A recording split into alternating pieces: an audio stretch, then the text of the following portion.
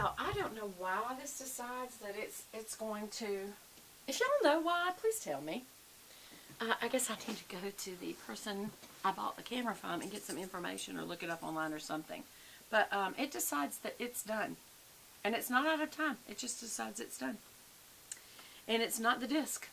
Because they are... Anyway. Alright, so what I just did was I put on my... I think I showed it to you. This Chanel eyeshadow base. And that is really a good eyeshadow base.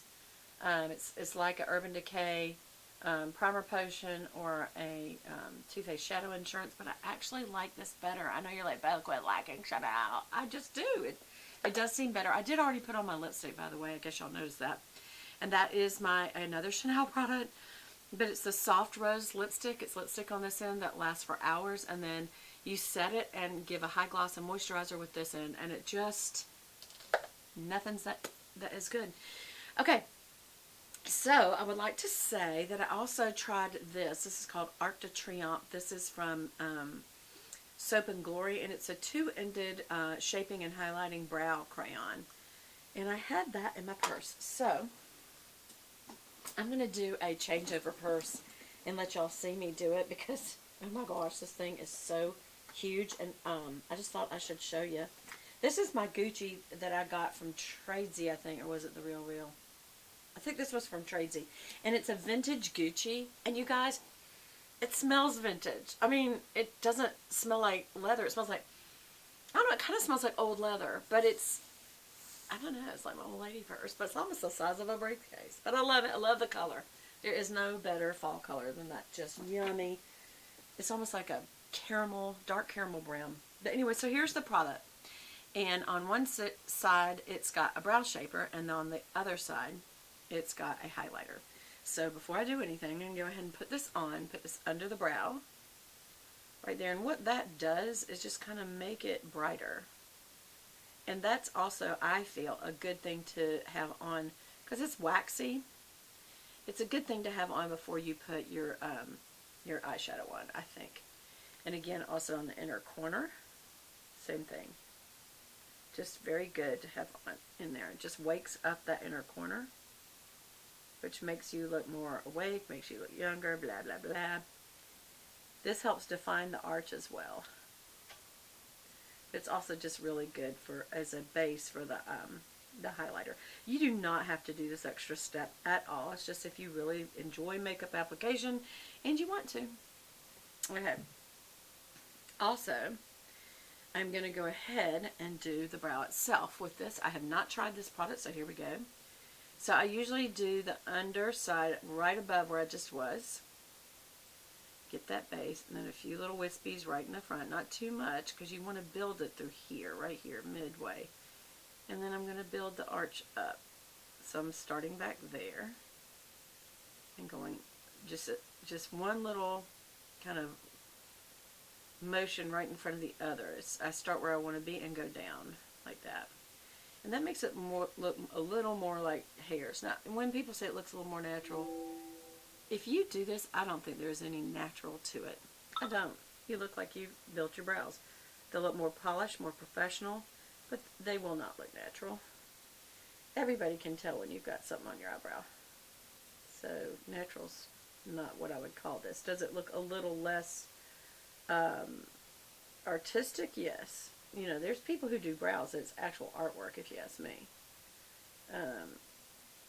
Because they really know what they're doing as far as getting the perfect brow. And for going out for an event or an evening or something like that, I would definitely say that's the way to go. But just for everyday, that can be a little much, in my opinion. You would look over made up in an everyday environment like an office, or it depends on what you do. I mean, if you're in an artistic thing like you do makeup, or you work in a department store or something like that, it would probably look really, really nice. Now here's where I feel like this falls short, whereas other brow products have it, and that is there is no eyebrow brush. And most, you know, it's just a two-ended stick. So, I don't know that I'm really sold with this, except that I really do like the highlighter crayon, so I'll keep it. I'll use it. But now I've got to use this, which is just a regular old eyebrow spoolie, to kind of comb through. And there's two reasons for combing through. One is you know, get your eyebrows looking like they're laying down right. But it also kind of brushes through the lines you just made so they don't look so much like lines. And it kind of also shows you where, you know, did you miss something. And I mostly brush straight up, because that definitely breaks the line that you just made. So, okay. I was going to use the Buxom palette, and then I thought, you know, I have not used, this is just sitting back here looking beautiful. It does look beautiful. This is the Urban Decay Naked Ultimate Basics palette, and I haven't used it. So, hello. I could either give it away or use it. I know you're thinking, give it away, give it away, give it away. Okay, so here it is. It comes with a brush, which is a good one. It's got just, you know, could be a blender and then a short shader, smudger, whatever. Obviously you need for this many colors, you'd need more than just one brush. Unless you just clean it in between. But this is a very nice palette. I think the colors are very, you know, you've got this kind of rusty, warm tone, then you've got kind of a neutral tone, and then you've got some mauve tones, and then you've got some kind of liner tones. Lethal is like a dark burgundy, Magna is a dark gray, and then of course Blackjack is a matte black. These are all matte. Does it say that? Ultimate Basics. But anyway, they're all matte. And so, in using all of these brushes, I didn't find any I liked for eyes. So I'm just going to tell you I'm going back to my Old Faithful Sigma brushes. I am going to be contacting them to be an affiliate, and I'm not kidding around, because I come back to Sigma constantly. That is the brush. Look how many brush sets I have, and I keep coming. I've tried Morphe. I've tried this My Makeup brush set. I've tried what is the name of them? My Little Rose Gold set. It's not that they're not good. I just keep, all those are very good, by the way. Makeup Geek, all of them. I just keep coming back to Sigma. Sigma beauty brushes to me are the best. Sigma, if you're out there, I'm going to be contacting you, because I could truly stand behind your product and be an affiliate. I really could. Okay, so I'm going to use, this is a short shader E20. It's just a little teeny, it's very tight. And so I'm going to just literally use some of this black underneath, this Blackjack, underneath my eyes, right here. I like this palette also because it has a mirror.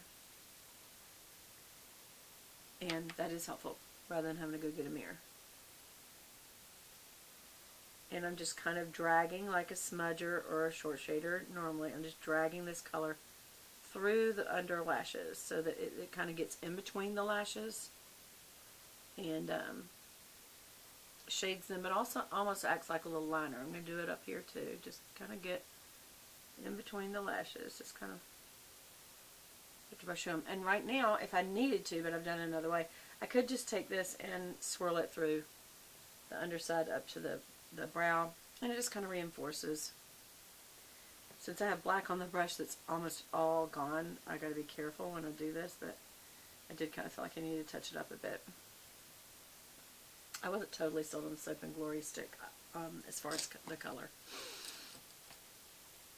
Okay, for liner, Old Faithful, I don't think I can get anything. I like the Chanel one as well, but I just really think for the price and the product, I love this. And that is the IT Cosmetics Gel No Tug Crayon Liner for the waterline. Look, I'm not even holding my skin, and it just smooths right on. And as much as a liner can stay on, it says it's waterproof. You know, your eyes water all day long. It doesn't irritate mine, by the way, but I would just say this is the best. Alright, so now I'm using an E55.